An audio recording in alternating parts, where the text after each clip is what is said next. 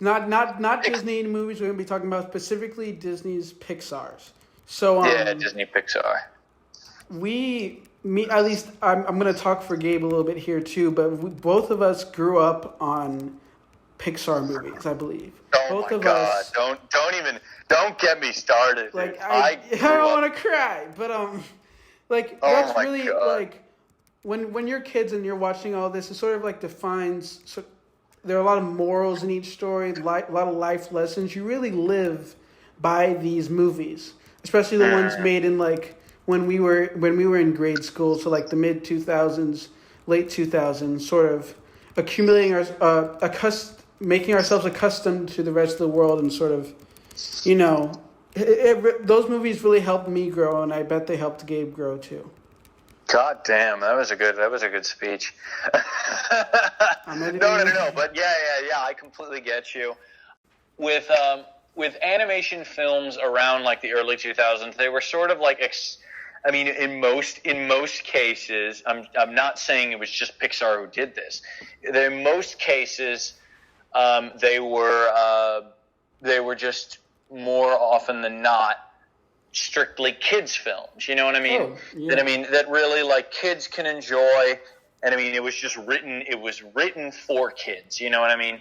Whereas I think Pixar, Toy Story maybe be another debate, but Toy Story, not Toy Story, but Pixar's films like sort of speak to that wider audience. They can be enjoyed by kids and adults because of how tightly they're written. They're all not perfect, but more often than not, in the early days, they were all written with the love and care that you expect from a triple A blockbuster like a really good film. It's just say Toy Story being like the first CGI film that's credible in its own merit. If I'd say so myself, groundbreaking. Oh, absolutely. The first CGI film ever, and really, maybe my wording makes that statement incorrect, but the first CGI film to be so popular. And it's so like iconic. CGI animated film. Just say animated. Animated films. Yeah. The first CGI animated film. And it written in such a way that people love it to this day. And then it was followed up with A Bug's Life. I'll admit this, I never saw Bug's Life.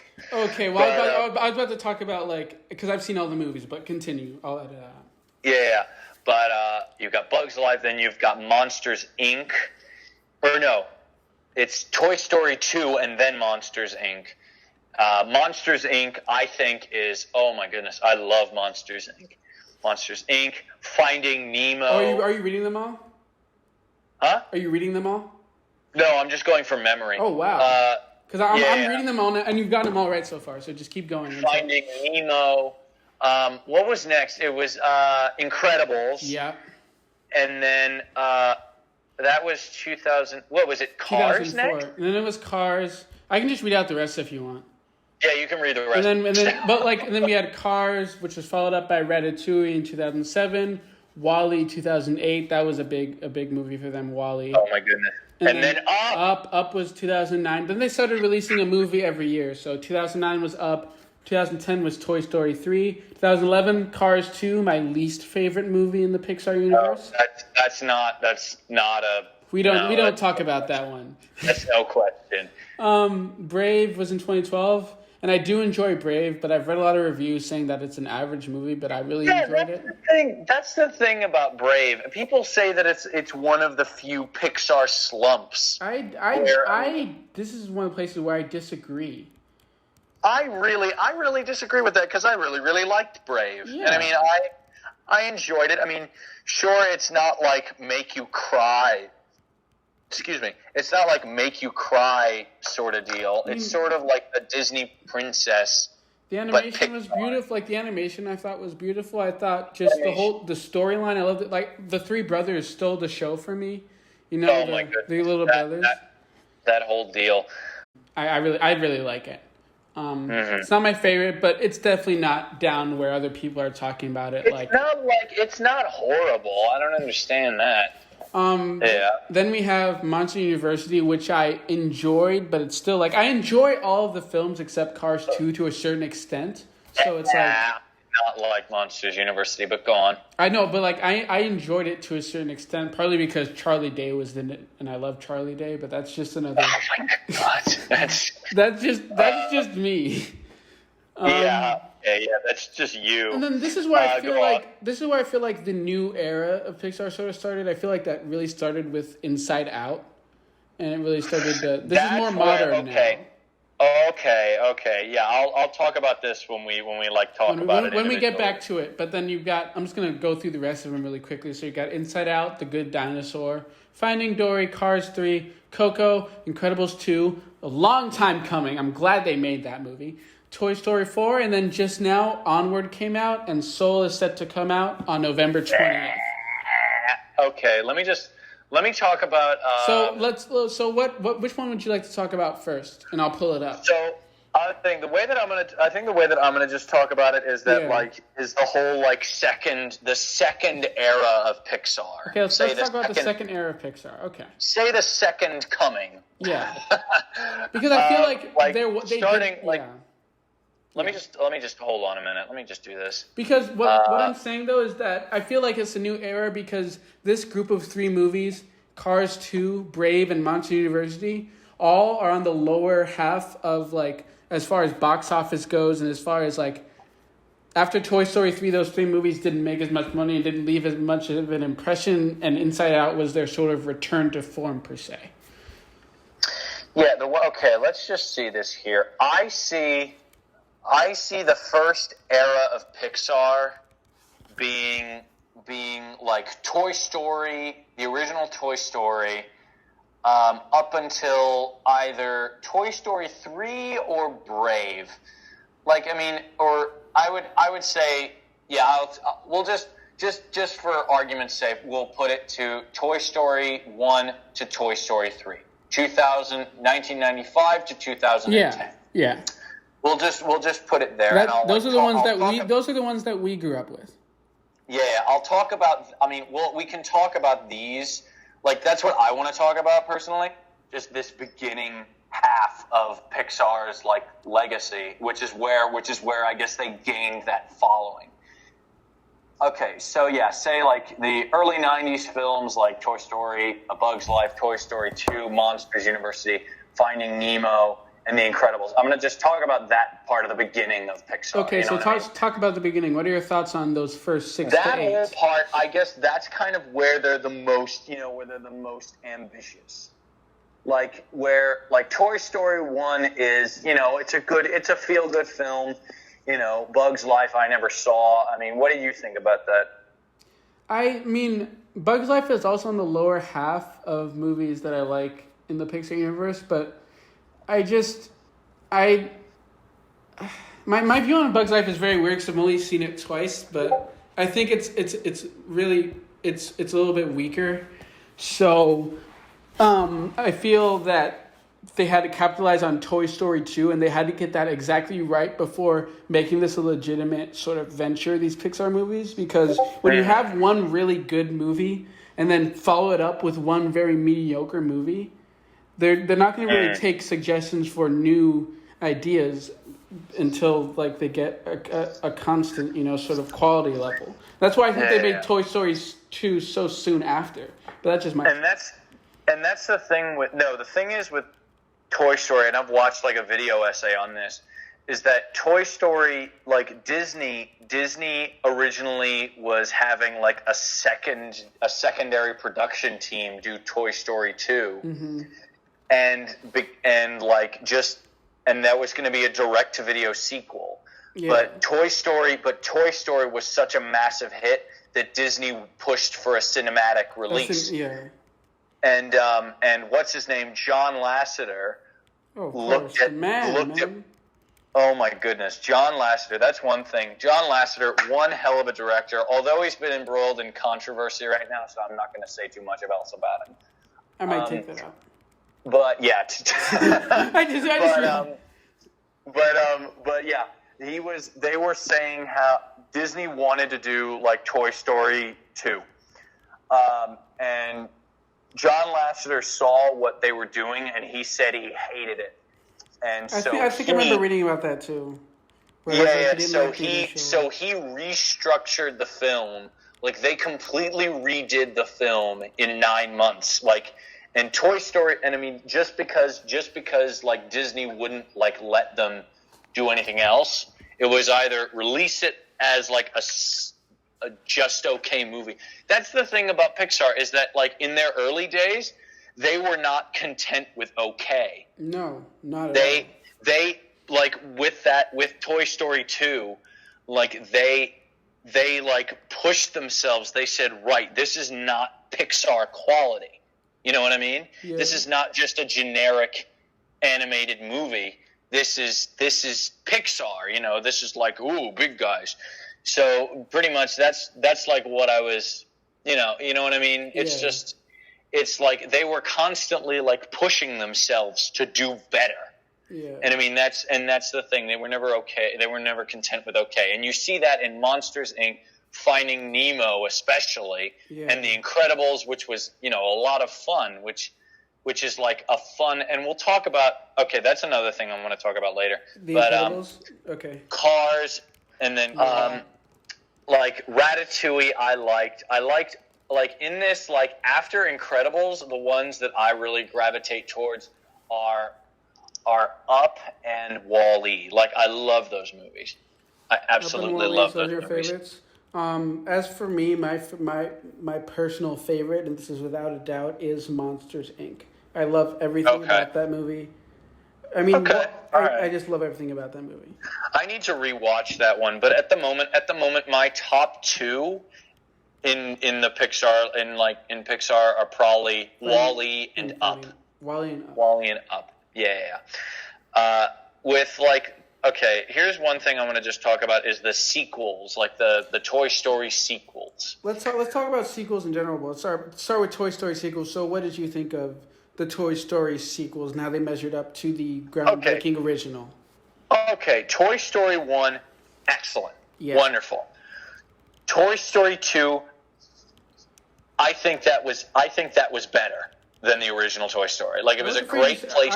I think it was better as well. I was like, I ended up rewatching all 4 Toy Story movies actually during quarantine because I went on this weird animation binge that I told you about.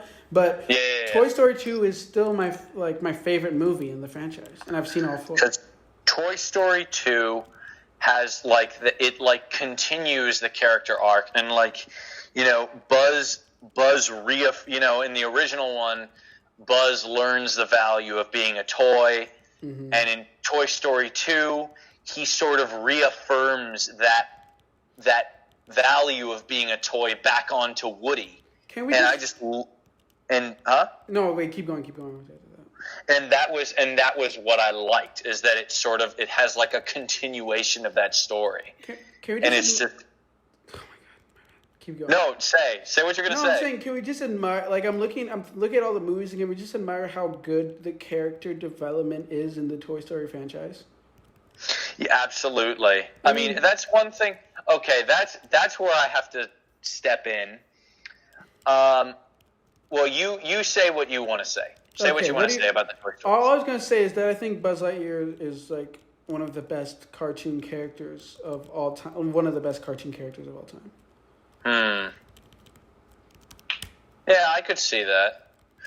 My one gripe is that in Toy Story 3, no one really has a character arc. That's you know what I mean? That's why Toy Story 3 is my least favorite, even though everyone loves it. It's my least favorite.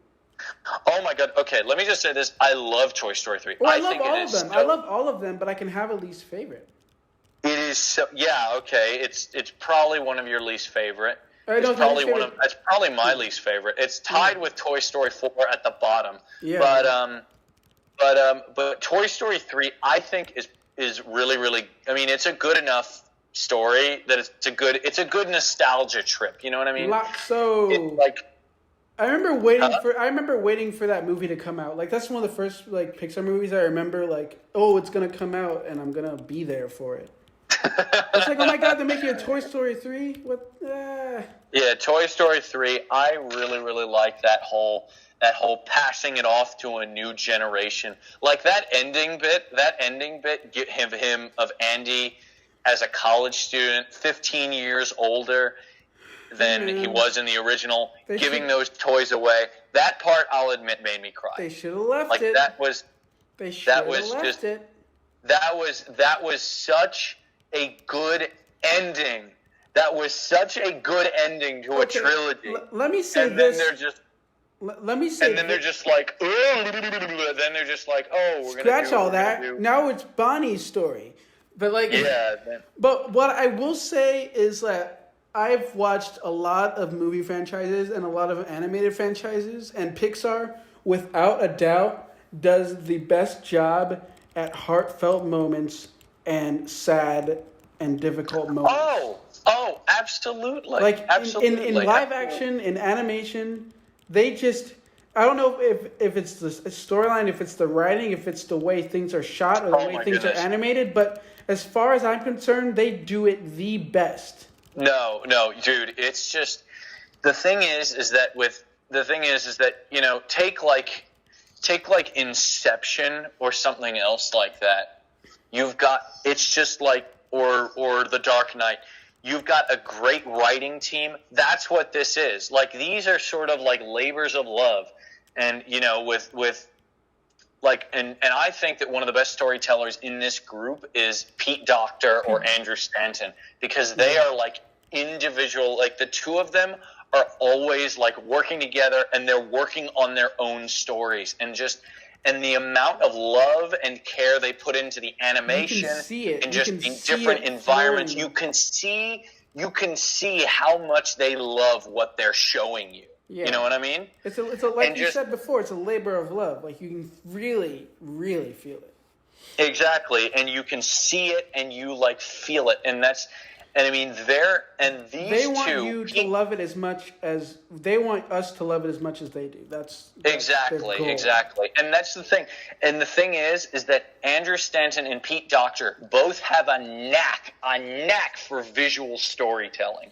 Like, that is just, it's just how well they write these movies is just nothing short of extraordinary. And the fact that you can rewatch these movies, and I mean, sure, there's stuff to like make fun of and criticize for, you know, like little things, but the fact that you can still watch these movies and have a good time, have a good laugh, have a good cry is just nothing short of extraordinary for Pixar and just any animation studio. That someone can do that year after year after year is incredible.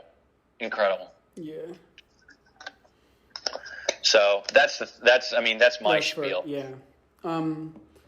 And I feel like there's a lot more heart in the more vintage Pixar than. Oh yeah. I mean, I can still feel the heart. It's just, I think the nostalgia also factors in. But if we're talking about everything Inside Out and post Inside Out, we can sort of start discussing about that. Yeah. What did you think about movies post Inside Out? So that's Inside Out, Good Dinosaur, Finding Dory, Cars 3, Coco, Incredibles 2, Toy Story 4, and Onward.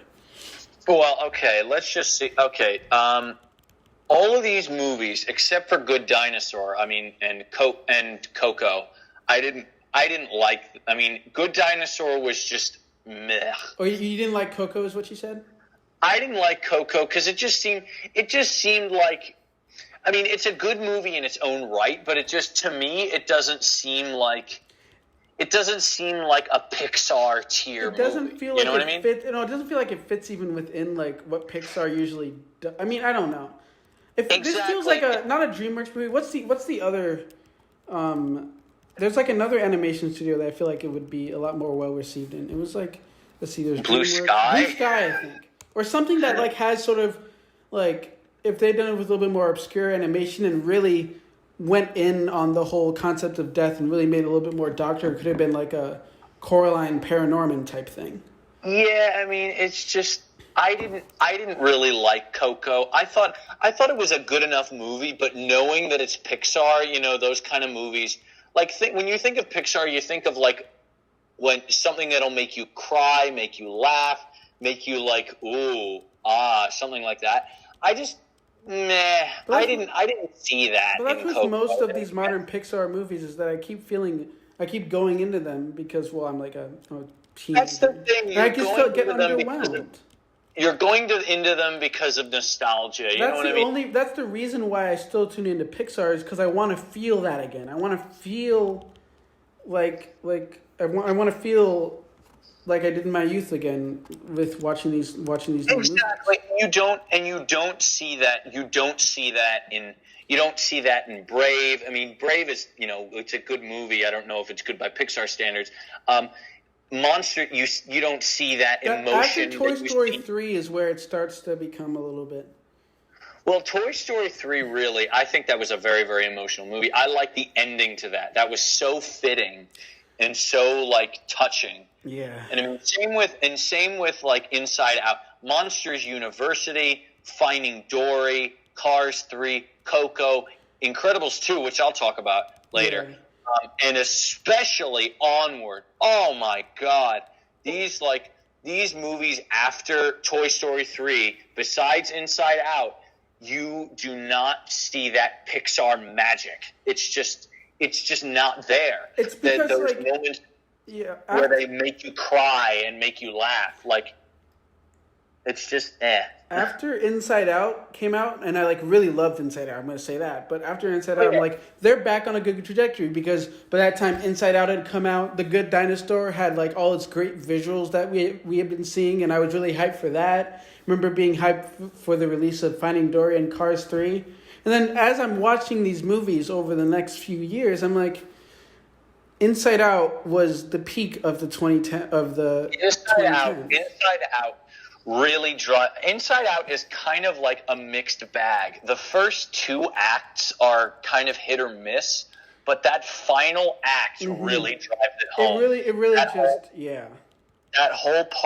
That whole final act is nothing. I mean, that really drives home that that feeling that Pixar.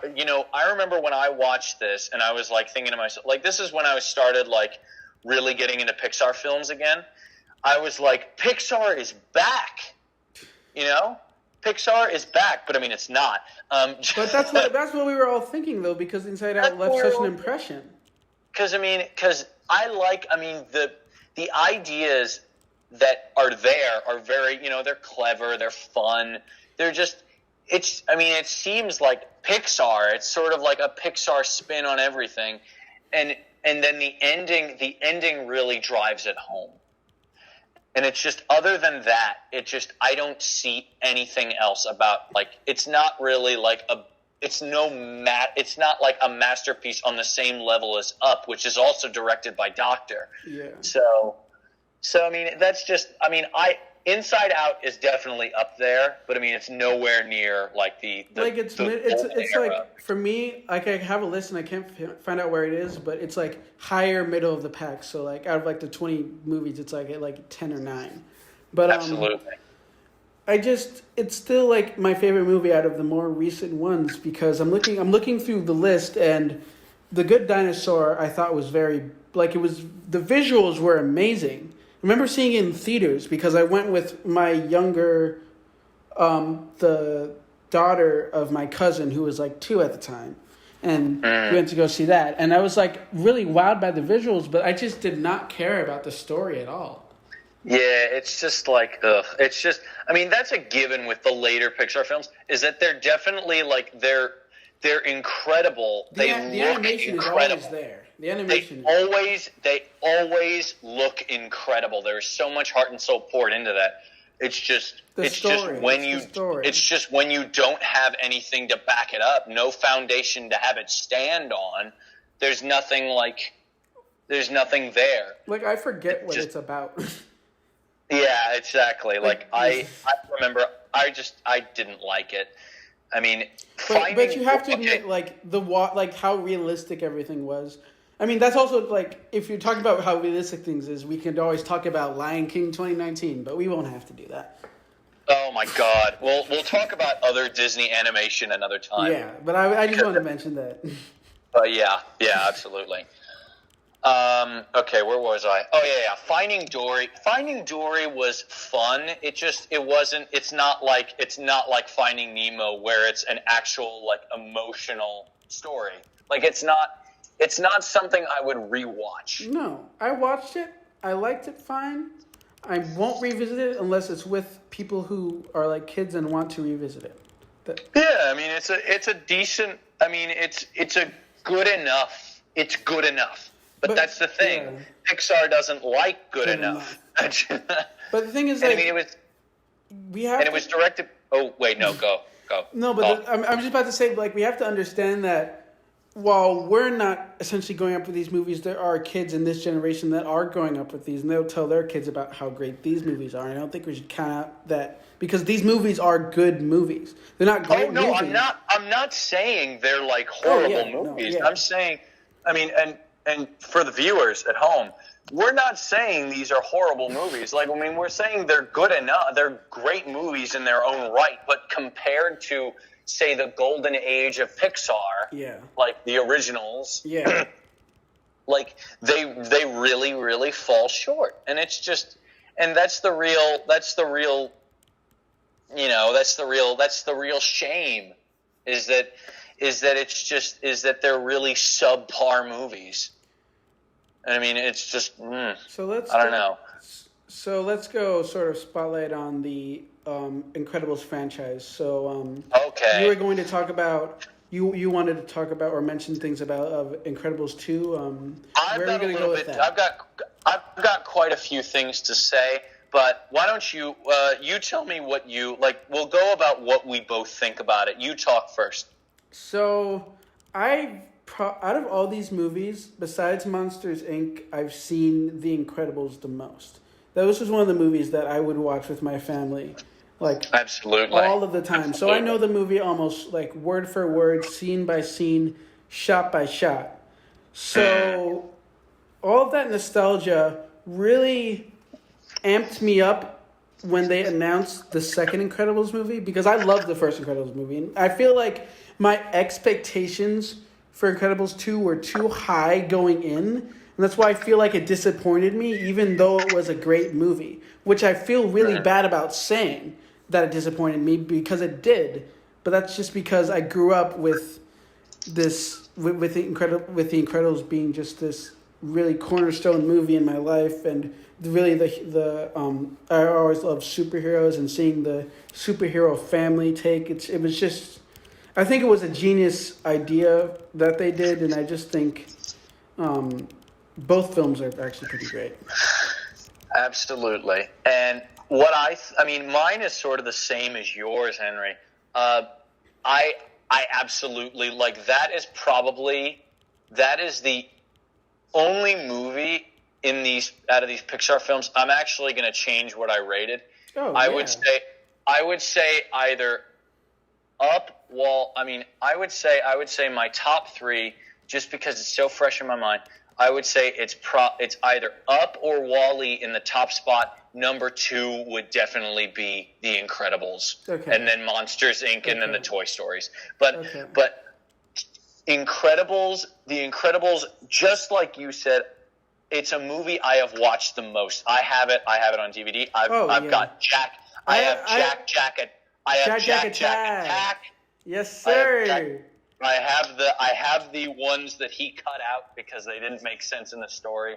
Like, I have all that. I love it. I have the movie in 3 different languages. I shit you not. Oh my god. Oh my god. And the soundtrack is so iconic. It's such swinging 60s superhero movie, and it's not afraid to be what it is. And I mean, The Incredibles is sort of like, it makes fun of all the superhero tropes. Yeah. And I mean, and that's why people love it so much. And I mean, and And the thing is that with Incredibles 2, everyone was so excited about it because everyone knows The Incredibles, everyone loves The Incredibles. It was all like 20-year-olds in the audience, which is kind of funny. Yeah, exactly. It's just people that grew up with it. Yeah. And it's another superhero movie, which is not really, it's not the same as the original Incredible. The original Incredibles is iconic because it makes fun of superhero movie tropes. Okay, Gabe. They talk about, no, shut up. I'm not done yet. I'll keep that in. That's funny. Yeah, keep that in. I'm taking that out. It's a great superhero movie, but like the original one talks about like monologuing, the whole like. Oh yeah, I remember. Typical, like that talks about monologuing, talks about capes, about them being stupid, and it reincorporates that into the main narrative.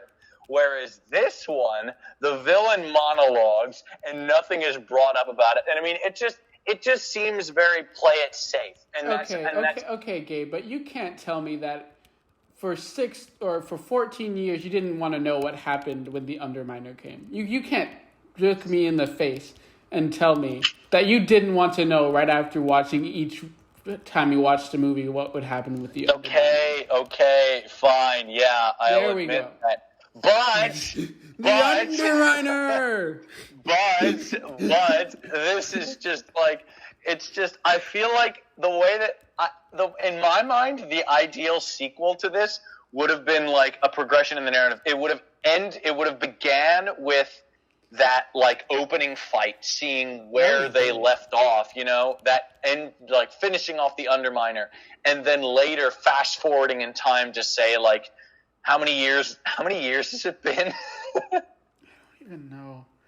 But it's been 14 years. 14 years. Yeah, they would fast forward by 14 years and show us, like, say, like an older Mr. and Mrs. Incredible. You know what I mean? Yeah. Like, I would have liked to see that, like, say them coming to terms with their age. Something more emotionally driven rather than just another superhero movie. I will say... Let me talk. In the era of superhero movies, I would have liked to see something different. But maybe that's just me. Either way, I enjoyed Incredibles 2. I will gladly rewatch it. It's just not as classic and as iconic as the other ones. Other one. Yeah. So now you can talk and say what you want. No. You said you kind of said what I was sort of trying to say. I was just about to wrap it up. I'm about to wrap it up, but you wrapped it up pretty nicely. So thank you. Oh, okay. Just one last thing. One last thing about. Yes, of course. Go on. Just one thing about Pixar. Onward was just a. Let me briefly talk about Onward. Okay, you can talk about it. So there was a lot of it wasn't really hype because it wasn't like a well-known movie, but there were a lot of trailers. There was like a Super Bowl spot for it, I think, at one point, or some sort of big TV spot for it. Oh, yeah, there was so much marketing for this movie. Also, with the fact that, I mean, you've got two of the biggest stars in Hollywood right now with Chris Pratt and Tom Holland joining. That's another thing. I didn't like that Disney was just like, oh, we own these two big actors. I don't think the Pixar movie should be defined by the actors because I feel like people talked up the movie more because Chris Pratt and Tom Holland were headlining it. I mean, you can see with a lot of these movies that some of the, I guess, even the less known characters are not as well known actors, and they still do it as good or even better than. I feel like it was just hyped up a little bit too much with the posters and the having. I don't know. It just you can why cast Tom Holland in every role now? That's my gripe. It's not. Yeah, I don't like that. And I mean, he was also in like Spies or whatever it was. In Disguise, bro. How many movies is this kid gonna be in that like? It's all Disney's fault. As long as his name is on a poster, 1 million teen girls will go to those movies. Yeah. Okay. Yeah, I mean, I thought Onward was a basic animated movie. It's not on the level of a Pixar film. I didn't like it. I see it as a mediocre, in fact, maybe even above mediocre DreamWorks film. That's how I see it. like a good old adventure film, right? I don't see it as a heartfelt. I didn't feel anything about the movie. I even felt. It's not. I even felt stuff during Toy Story 4, and I even felt a little bit during Coco, but I just did not feel anything during Onward. Yeah. Coco, okay, here's how I see it. Coco, The Good Dinosaur, maybe Brave, maybe not Brave, and Onward are in the same vein as being good DreamWorks films. You know, not to say DreamWorks doesn't do good films. DreamWorks does great films. By the way, guys, we are not undermining DreamWorks. We may even do an episode on DreamWorks. Who knows? But we'll probably do one on DreamWorks because I have quite a few things to say. Yeah. But other than that, we're not knocking them. It's just in my mind, and maybe Henry's mind, Pixar had a very big part in defining our childhoods. So that's why we're like saying these are like Pixar tier movies. Like it's sort of I'm not going to say any more because just time. But I mean, other than that, it's just like that's what that we're not knocking them. We're just saying like how Toy Story has a standard. And it just doesn't seem, and these movies don't seem to meet that, and we're saying they're like DreamWorks films. But I mean, that's not saying they're bad. They're good in their own right, just not good by Pixar standards. Anyway. Yeah. I mean, being being 01 kids, like it's just, that's what we grew up on, so. Yeah, that's a fair point.